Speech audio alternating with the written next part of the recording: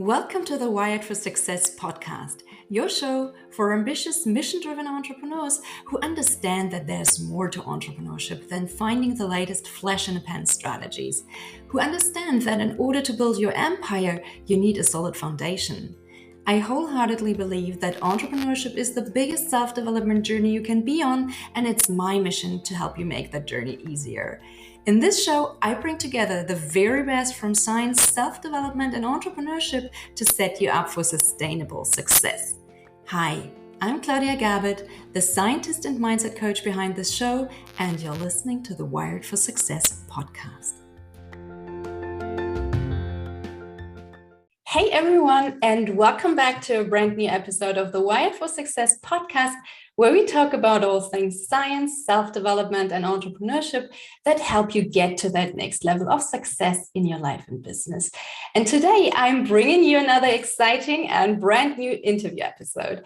My guest today is eBay Powerseller, author, podcast host, speaker, teacher, and online course creator, Michelle Hougland. Welcome, Michelle, and thank you so much for being on my show today. Absolutely, Claudia. Thank you so much. It's an honor to be here. Well, thank you. Michelle, I know that you initially ventured into entrepreneurship once you became a mom, right? Now, could you tell us a little more about that first time? What was it like? What motivated you? And what did you struggle with the most? Great question. So it kind of caught me by surprise. I guess as I look back on life, I always kind of had that entrepreneur spirit. My dad was my biggest cheerleader and really helped to stir that up with me when I was a teenager. And we did different courses and stuff together, which is fun. But when I became a mom, I had been in my dental career for almost 15 years at that time. And I had every intention to return back. I loved the business of running a dental office. But when I was on maternity leave and I'm holding her at home for the first time, it hit me like a ton of bricks. I'm like, oh my gosh, I can't go back to work. What am I doing? And so that was the fire within me that really launched me into my entrepreneur journey. And so I was highly motivated. Thankfully, I found a vehicle that could help me to replace my income quickly so I could be home with her when the internet was still pretty new. iPhones weren't even out yet. So it was a new adventure. And that's what started my journey with eBay. And then from there, I just have a heartbeat to help others who are trying to break free from a job so that they can be their best.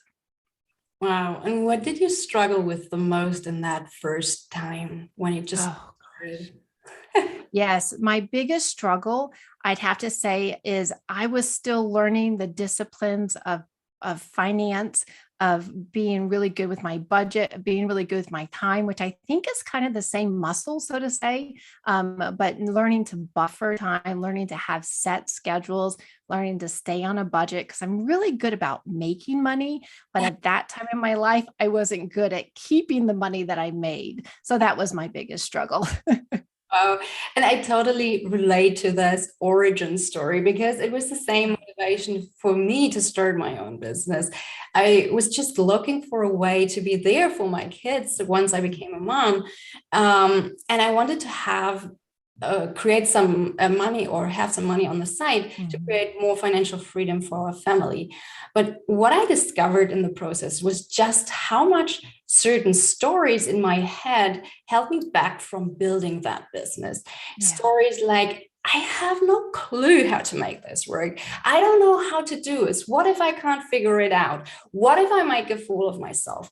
Those kind of stories were the things that held me back most. It wasn't so much the actual lack of skills or knowledge. It was so much more that lack of confidence and trust in myself. Did you experience that too? And what were some of the stories in your head that either helped you move forward or slowed down your progress? Oh, yes. Thank you for sharing that. Absolutely. I have the same. And I think as humans, we struggle with that. If I'm honest, even this far along my journey, I think each day is a choice between fighting the fear of that inadequacy inside and the faith that you're made for more and you can do more. But I have to say, yes, I did struggle with the fear of, can I really do this? Can I make enough money so I can stay home and replace my income? And I have to say, through self-education and just doing things afraid, just getting out, I realized that sometimes you're never going to be completely free of those emotions that try to pull you back from being your best, but just doing it anyways. And you'll find that those emotions of empowerment, and courage and strength will follow you as you just take those steps towards what you want to do. I love that. And I think that's so important. I think it's not about getting rid of the fear, Yeah.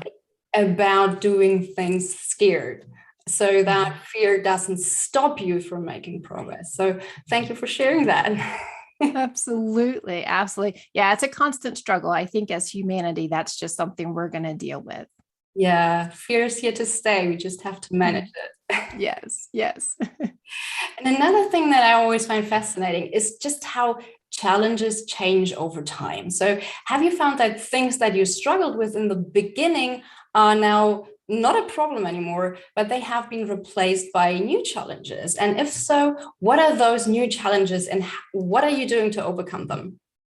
Yes. So years ago, when I first got started, my challenges were not knowing what I didn't know, not knowing how to run my business properly, not knowing how to allocate time for certain things. And then also just having a strict, guideline on, okay, well, I just have to do the yucky, ugly stuff that is kind of eating that. You kind of like, there's a book called Eat That Frog, and it talks about the biggest, ugliest frog of the day, the biggest, ugliest task of the day, attacking that first. Back then, not knowing, just to go full force and get those out of the way first. Education was my biggest thing, not knowing that industry because it was so new. Not everybody knew how to sell online. Nobody was teaching it. They were still figuring it out. Now I've got that figured out, and I've got a system and a science, which is why I'm passionate to help teach others to do the same. But now I think my biggest struggle is so many opportunities, so many different ways. As you shared, yes, I have a YouTube channel, I have a podcast, I have courses. I also have my eBay business. I'm a full-time entrepreneur. So having so many different choices and continue to return back to the core of, okay, what's the task I got to get done today that is going to make the biggest difference in the future? Right. So there's a little bit of the chasing the shiny object. Yes. Yes. Right. And something that I see happening a lot is sometimes we just have one theme that we struggle with the most. Like it could be something like the need to be in control, like always in control, for instance. And this is a theme that then doesn't only show up in one area of your life, but it shows up in all the areas of your life to some degree. And thus it limits your personal growth as well as your business growth. So can you think of such a theme in your life that just keeps showing up in different areas? Yes, I have to say, I think, and this may resonate with your audience as well, if they have that entrepreneur passion and that mindset, I think I know for myself, I see profits and potential in a lot of things. My husband always kind of jokes because sometimes I'll see something like, oh, that would be great if they do this, this, and this, or, my wheels are always going, so to say. So the constant theme is just staying, although all this is great, I don't have to accomplish all of this today. Like I have to stay true to my core message and my mission in life. And then if these different things line up with that, great, but being really good about not only saying yes, but also saying no to other things so I can be better at the things I really need to do. Oh, this is so important to know when to say no. Yes. And to set those boundaries. Yes. Yeah. My husband actually jokes with me sometimes because I'm a real, my personality is really compassionate and caring and kind of nurturing. And so with our girls, sometimes he's like, he was an officer for many years, worked with the FBI. He's like my modern day superhero. And he's like, Michelle, practice with me. No, just tell the girls no, because I'm like, sure, come here, we'll do this. So yeah, that's my biggest struggle. Oh, that's a huge struggle. Um, okay, so here comes a little bit of an unconventional question, I feel like. And I wanted to answer it just unfiltered without thinking about it too much, just the first thing that pops into your head. So, Okay. if a fairy granted you just one wish today, what would you wish for? One wish today, I'd have to say, is just the future goals and dreams that I have for my family, for spending time together, health and all that, that it just comes true. Just, sometimes it's not all the stuff you get, but it's the time you have with your family and enjoying that. So true, the quality Yeah. time. Yes. And I know this might seem like a bit of a silly question, but it's not. And it's a question that I like to ask my coaching clients, for instance, because it allows us to think outside of the constraints of what we believe is possible in general, or what is possible for us specifically. Because so often we're thinking in this box of what's possible for us right now. And what this question often does is it liberates us from that box, and we're able to really be honest with ourselves about what's important to us right now. So thank you for sharing. Absolutely. Absolutely. I love that. Now, can you tell us why this matters so much and what it really means to you? I mean, it was quite general, like all the wishes for the future should come true. Yes. What does it look like specifically? I'd have to say my husband and I have been very goal orientated. So it's things like paying off our house, making sure that we're have no debt, and we have our future set up so that we can enjoy our family time. So for my husband and I, that's been our goal as our girls have grown up, and we have the last one as a senior in high school, just continuing to complete on that so that those restrictions and those ties don't hold us back from being able to go do fun vacations with our kids and going into to just go out to lunch in the middle of the day during the week when everybody else is working.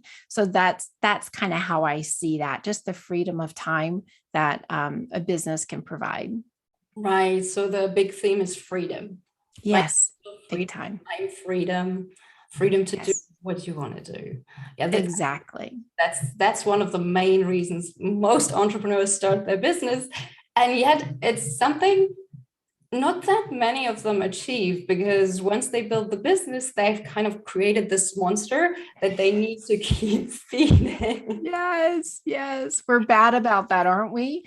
And sometimes we work hard. Most of the time, successful business owners, we're working harder on our business than we ever would do as a job, as an employee. But it's a different kind of work. We're terrible bosses. Yes, we are. We're so much harder on ourselves than we would be on anyone else, right? Yeah, absolutely. Boundaries are so important in that regards, because I think coming back to, I like to do this once a month where I sit down and I really kind of try to see what's my true north. What am I really looking for? I've shared in my previous podcast that sometimes I think as entrepreneurs that we're climbing the ladder of success, and we got to make sure that that ladder is leaned up against the right building. Like when we get to the top of this, have we created a monster of a business that sucks all of our time and life out of us? Or is it something that's serving our needs and really building us up? So I like once a month to just sit down and say, okay, is what I'm doing today really going towards that goal and giving more freedom or taking more of my time away? That's so important. Such a good practice to have. Now, Thank you. when you think about this long-term goal of this freedom and different aspects, how do you translate this into a 12-month goal for you personally or for your business? So do you have a 12-month goal that reflects this long-term goal? Yes. So what I've been doing, so when I first started my eBay business, I would, it's a constant, like a churn, like you're always looking for inventory to go out and purchase at a really good price so you could resell. That's a constant daily task though, if you're trying to grow a business that way. Although I will always do that, What I'm trying to do to work towards my long-term goal is bottle up the education and the stuff that I have learned and put them into courses, because that way I can help others, but I can also be more of a passive thing. It's a digital product that I put a lot of work in the beginning so that later on it's going to reap the rewards later on. So that's definitely, I have 2 courses. I've already had my first one that's been done for about a year, but I have 2 that I'm working on now to finish. So that's going to continue to help free up that churn, so to say. Yeah, the passive income. This Yeah. a very, very nice concept. It's the Yeah. reason why I also started to put a course together last year. I've created a productivity course for entrepreneurs to help them win back the time, because sometimes we're just so busy, right? So Yes. that's why I put this course together as well, to have something like this passive income stream that can supplement the active income. Right. And you can only coach one-on-one so many hours a day. This is leveraging, not only they're getting the wealth of your experience and your knowledge, but you're not having to sell your time. Once you've created the whole course, your time works for you in the future and helps them as well. Exactly. Yeah. Let's talk more about your business. So what do you like most about the work that you do? Oh my gosh. Can I answer that with 2 answers? Yes, sure, go ahead. Okay, cool. So the first one is I love the treasure hunt. When I'm out there finding things, and I do it, thankfully, I've gotten really good at it because I've learned what to do and what not to do when it comes to buying stuff or selling. But finding things and getting them for like $1, $5, and reselling them the next week for $150, $200, that is so much fun to me. And it's really cool. And then the second part of that answer is helping others see that they can do the same. I mean, how many times I have had friends, or even growing up where I worked for, a certain amount every hour, an hourly pay, where I'm selling my time to my employer, which I was grateful for the job, but how much I can leverage that by my treasure hunting, how I can free myself from that. So yeah, those are my answers. Yeah, treasure hunting is a lot of fun. Yes. It taps into the brain's reward circuitry. So it's kind of Yeah. addictive. So Yes. Yes. now, what are some of the common mistakes that you see others in the same industry making? Oh, trying to do it while they're trying to do it with their feelings. They're just like, oh, I feel this is going to be. So if you're talking about, my industry is reselling online. Oh, I think this will be good, or oh, this should be a good, but not really looking at the numbers don't lie. I always teach my students to look at the sold comps, just like if you were selling a house, your realtor would pull up the sold houses in that area that have recently sold that equal your house, so that you can get an idea of how much to price your house for. That's how much the market's willing to pay. Well, it's the same thing when it comes to selling online. And so a lot of the mistakes I see is people just, and I did that when I first got started too, is just feeling my way around like, oh, I think this will be good. But no, I don't buy stuff unless I see the market's already paying for this. And can I at least triple my money? Because it's going to take my time to photograph, to list, to ship, to make it worth its while. Yeah, absolutely. So trust the numbers more than your Yes. feelings. The numbers don't lie. You can have a gut feeling, but you need to back it up with the numbers. The numbers never lie. So one thing that's very common, or very, very important, let's say very important when you're building your business, is to really identify what's working and what's not working. So do you have a specific process for that? And how do you identify those broken systems and quickly correct them? Oh, that's great. And that's one of the things that I struggled with the most when I first got started with my business. And it went back to that discipline of really knowing my numbers and looking at it and being organized. Now I've just got it where it's a no-brainer for me. So immediately when I sell something, I have a tracking form. I immediately write down how much the sold was, the eBay fees, the shipping, the sales tax, how much I spent in my profit, and I record it into my monthly spreadsheet. Then I can see exactly where I am. So I can make better decisions in the future when I'm purchasing things. Oh, that was a really great hit. And if I wouldn't have known that if I didn't know the numbers. So I used to also, years ago, when I first started trying to do this, build that muscle, so to say, I would always put them in a stack on my desk, like, oh, I've got to get to that. But life isn't, you're never going to be like, woohoo, let's go do the accounting.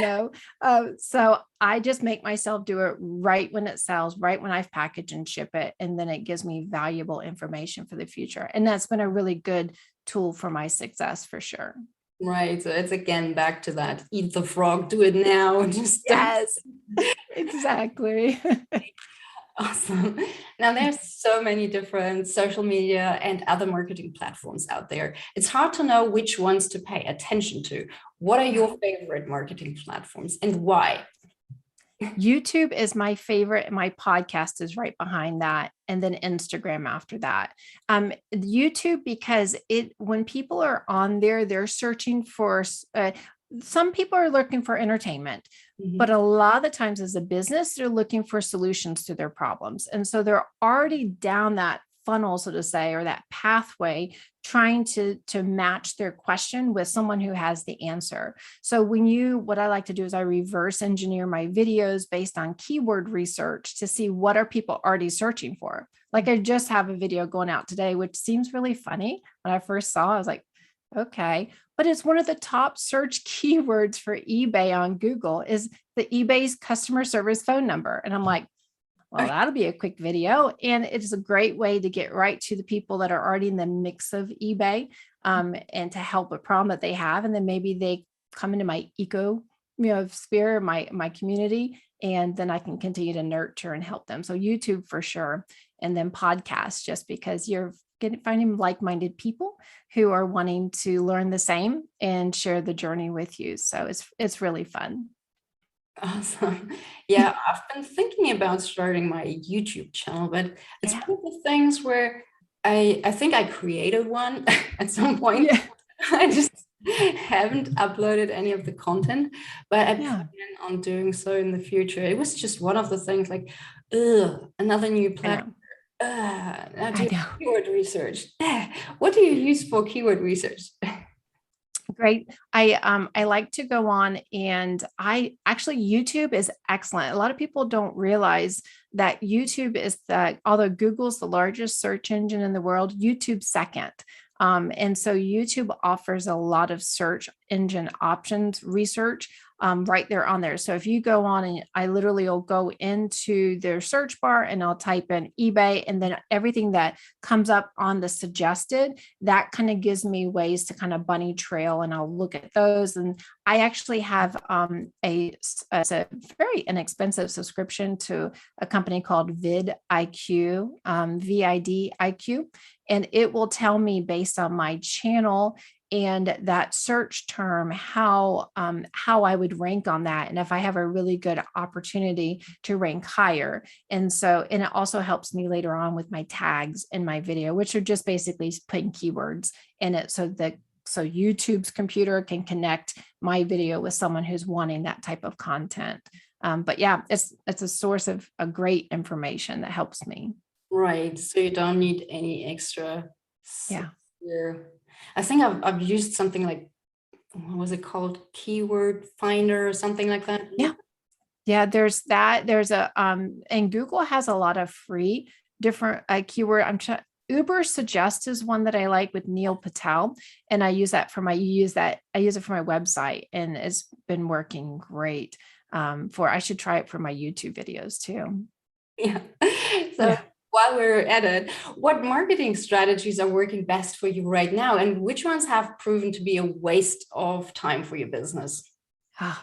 Great question. So I'm about the second year. So my company's Paladin Global Market. And in January of 2020, I started to really launch out because, like I said, I've had my eBay business for many, many years, but now I wanted to transfer into actually helping to teach others to do the same. So when I started that back in January 2020, started the YouTube videos and just started my marketing tactic was just get it out to everywhere and see where the fish are nibbling. So I like to attribute to fishing. You put hooks in the water and you just see where the fish are and where they're nibbling. I've had people say, oh, you should go to LinkedIn. Well, my ideal client really isn't on LinkedIn. They're more, for me, I found that they're more on the YouTube, a podcast, or Instagram. And this really just kind of sprinkling it out there and seeing where the nibbles are. And then, and Pinterest. Pinterest has been a really good one to bring traffic through, but trying everything, seeing, stopping, looking and evaluating, and then doubling down on the things that are really working. So I'm in the second phase now. Now I'm like, okay, now I've got the data. Now I'm really trying to focus on what's already working. And how long do you give yourself to collect the data? I mean, you're not just trying one platform for a month, I suppose, or how long do you give a platform before you decide whether it's worth your time or not? Because it usually takes some time to, level up on that platform before you get it. So how long do you give yourself before you decide which one is a good one? I haven't had it set in stone, but I'd have to say, Claudia, probably about 3 months. Because with every platform, as you know, I've also tried, I've tried TikTok and Instagram Reels, and that's been huge actually for getting quick traction. And YouTube has its own version, which is YouTube Shorts. So every platform and different social media, the consumer is used to consuming the content in a different way. So not only am I giving them time, but I'm also giving myself the time to learn the platform and the way they like their content delivered. So I'd have to say at least 3 months before I say, that's not good, or let me just, focus on something else. Right. And do you try different ones at once for 3 months, or do you do one for 3 months, then move on to the next, or how do you do that? I wish I could say that I was a little more reserved and not trying to burn myself out by doing too much, but to be transparent, I have tried all. I literally, when I first started, I'm just doing them all at the same time. And then the last probably 2 to 3 months, I've really gotten much better at just saying, okay, this is where I'm seeing the traction. Okay, let me give some time to that. And then continuing there. So I have my normal, like today, every Thursday, I do what I call a trending Thursday, because the biggest question I get asked from my students and just people watching my business is, well, what's a good thing to sell on eBay? Like, that's fun, but what can I sell? So this just reveals what has just sold through my business that week. So when I do that, though, I have a certain amount of platforms that I like to share that to, including my email list. And then just wash, rinse, repeat, and go from there. Right. Yeah. It's so important to find the ones that actually work. Yeah. Without burning yourself out. Yes. Where you're like, oh gosh, because you think, oh, I'm just going to put a post up. Oh no, I need to put a post on Instagram and Facebook and my Facebook group and my email list and my Pinterest. And yeah. So you got to kind of have a good balance with that and see what's working. Have good systems. I mean, once you've chosen your platforms and you have a system, then it doesn't just as much time as it does if you would just, start thinking about it from the start each week again. Yeah, absolutely. Because I think part of it's psychology too. I think if we make it too much, that sometimes that like, I know I got to do that, will cause some in human nature, just inactivity. Like, okay, I know what to do, but that's a little too much. Okay, I'll wait till I have a better time where I can do all that. But just doing what you know to do and doing it quickly, eat that frog, will really help in your business. Yeah, the overwhelm often leads to procrastination because it's the defense mechanism. It's really like this, I can't take it, so I'm going to step back from that and I'm going to do something else. I just can't deal with that right now. It's too much. Yeah. And then just try. And that's a great point, Claudia. And things that as I'm building out my future courses, is making sure that, because I, by nature, I'm a very detailed person. So I'm always having to make it last, like trim it down. Like for instance, when I go to pack for a trip, you're going to laugh, but I put everything that I think is possible. And then I literally, like, if we're going on a plane and I have a small amount, I'm like, okay, now let me pull back out, because so making my courses and things that same way, where it's not too much. Overwhelm will cause inactivity. So making sure they're getting those quick wins along the way where they feel, okay, this is a safe area. I can keep going. I'm seeing progress, and not too much information. Yeah, I think that's such an important point, especially when you create those courses. It's one of the things that I thought about it a lot when I created mine. How long is the Mhm. attention span? How long will they actually listen to what I have to say? And then the internal struggle of, oh, this is so important. This is so interesting. I would love to share that. And I would love to share that. But it just gets too much and it gets overwhelming. So it's Yeah. really finding the things that get them those quick wins.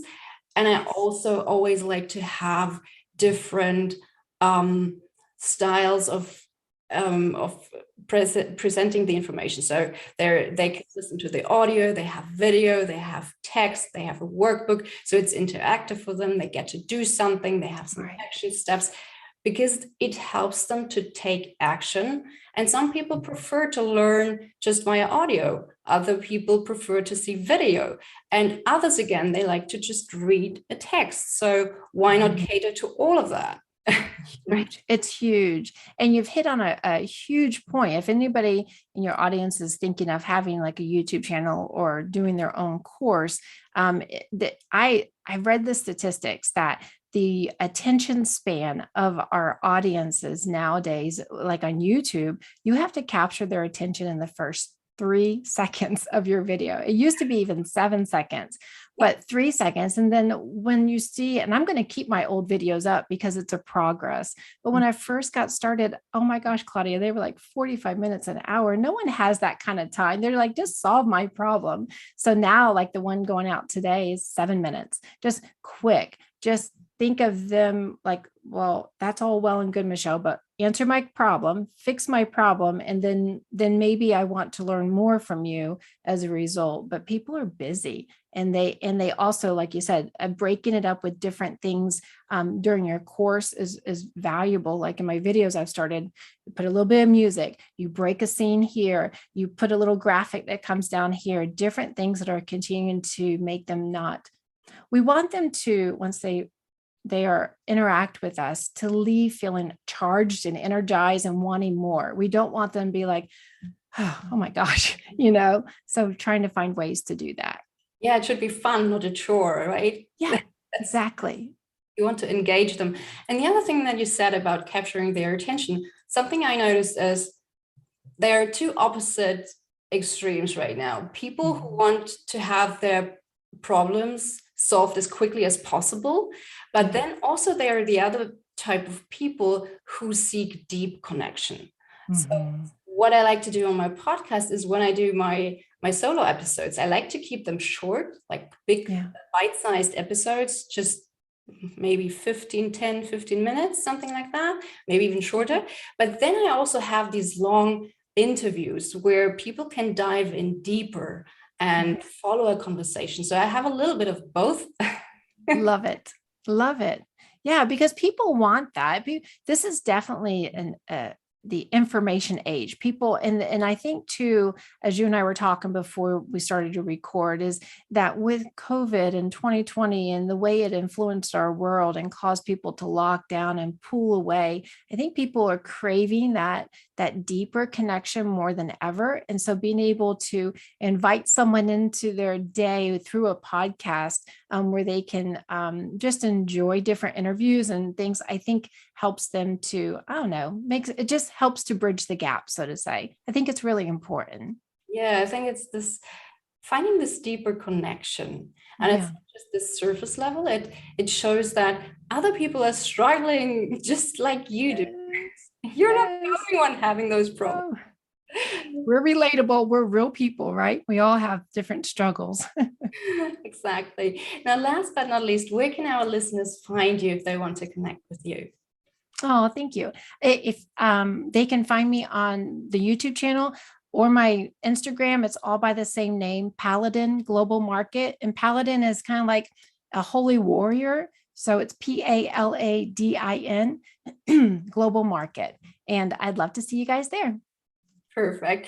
Thank you, Michelle, for sharing your struggles, your successes, your tips, and your strategies. I really appreciate it. Absolutely. Thank you for the invite. It truly has been an honor. And hello to the audience. I'm so glad that I had the time with you today. Thank you. You're welcome. Take care and talk to you soon. Bye. Bye-bye.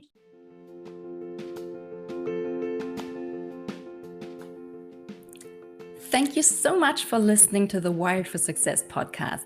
I hope you've enjoyed it. If you did, please take a sec to rate and review my show. It would mean the world to me because you'd help me reach more entrepreneurs like yourself who would love this show. If you'd like to learn more about creating a widely successful business without sacrificing your health, relationships, or sanity, make sure to stick around and subscribe so you don't miss out on any future episodes. And why don't you help me spread the word and share this show with your friends? I'd really appreciate it, and I'm sure your friends will too. Want to continue this conversation, build real relationships, and join a community of like-minded entrepreneurs? Come join my free Facebook community for visionary entrepreneurs. I would love to see you there. In the meantime, if you haven't done so already, grab my free brain priming audio file for entrepreneurs and start priming your brain for success in less than 5 minutes each morning. Curious? You can learn more about how this works and download the audio file at www.wiredforsuccess.solutions. Until next time, bye.